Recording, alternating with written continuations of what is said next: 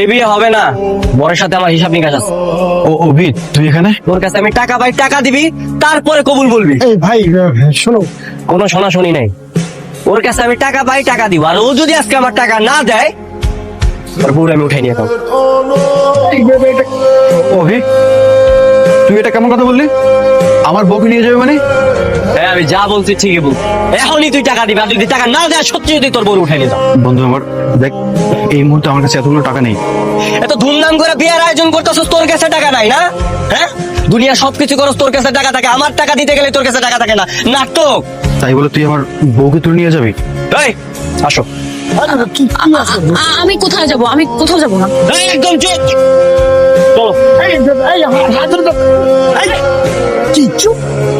আপদ যাচ্ছে যেতে দাও। কি বলে নিয়ে যাইতেছি, বন্ধু বিষয় টাকা দিয়া ছাড়াই নিয়ে আসবি, বুঝছস? অভি, এটা কে? আমরা তোর মা বাবা, তুই আমাদেরকে না জানিয়ে বিয়ে করে ফেললি? আরে আমার বউ না, ইয়ামিন ওরে বিয়ে করতেছিল, ওরে বিয়ের আসর ঠিক করে তুই লাগস। তুলে এনেছিস কেন? আঙ্কেল, আপনার এই গুন্ডা ছেলেকে বলে আমাকে ছেড়ে দিতে। চুপ, একদম চুপ। আমার টাকা না পাওয়া পর্যন্ত তোরে আমি এই বাড়িতে আটকে রাখি। তুই ওর কাছ থেকে কত টাকা পাবি? 3 লাখ টাকা। হ্যাঁ, এত টাকা? আন্টি, ও টাকা পাবে আরেকজনের কাছে, কিন্তু আমাকে কেন ধরে নিয়ে এসেছে বলুন? দেখো মেয়ে, 3 লাখ টাকা কিন্তু অনেক টাকা, বিষয়টা ভাববার বিষয়। মা, এখন তুই করে চোখে চোখে রাখবা, কোনোভাবেই যেন ওই বাড়ি থেকে বেরোতে না পারে। আর এটা আমার শেষ কথা। এই, তোমার সমস্যা কি? হ্যাঁ, তুমি সবার সামনে এমন করলে কেন? তোর উদ্দেশ্য কি? জানো তো কি করবো? কতদিন ধরে এই শাড়ি পরে রয়েছি, এভাবে বাড়ি শাড়ি পরে কতদিন থাকা যায় বলুন? আরে মাকে বললেই তো পারতে, মা তোমাকে শাড়ি দিতে পারতো না? আন্টির শাড়ি কেন দিতে যাবো?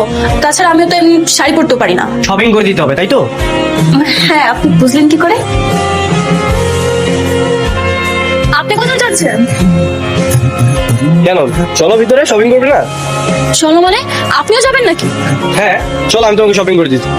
না না, আপনি যাওয়ার কোনো প্রয়োজন নেই। আপনি টাকা দিয়ে দেন, আমি কিনে নিবো।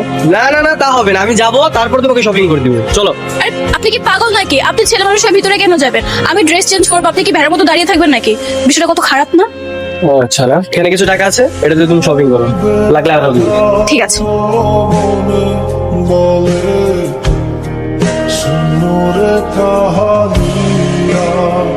তার মানে বুঝলাম না, কত সময় গেছে। আপু, এখানে একটা বিয়ের শাড়ি পরা মেয়ে ঢুকেছিল, উনি কোথায়? উনি তো চলে গেছে। চলে গেছে মানে? উনি চলে গেছে, আপনি একটু আটকাতে পারলেন না? আপনি তো আমাকে বলেননি। এক্সকিউজ মি ভাইয়া, না বলেন। আপনার ফোন একটু দেওয়া যাবে? কেন? কিছু না ভাই, একটু কল করবো। ঠিক আছে।